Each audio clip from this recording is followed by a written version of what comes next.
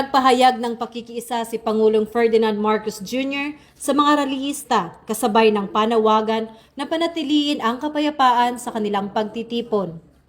Palaman ninyo ang sentimento, palaman ninyo kung paano nila kayo sinaktan, kung paano kayo ninakawan nitong mga ito.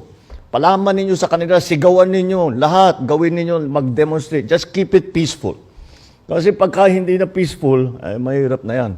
The police will have to do its duty to maintain peace and order. Kasabay nito, tiniyak ng mga otoridad na ang presensya ng pulisya ay para sa seguridad ng lahat at hindi upang pigilan ang malayang pagpapahayag ng saloobin.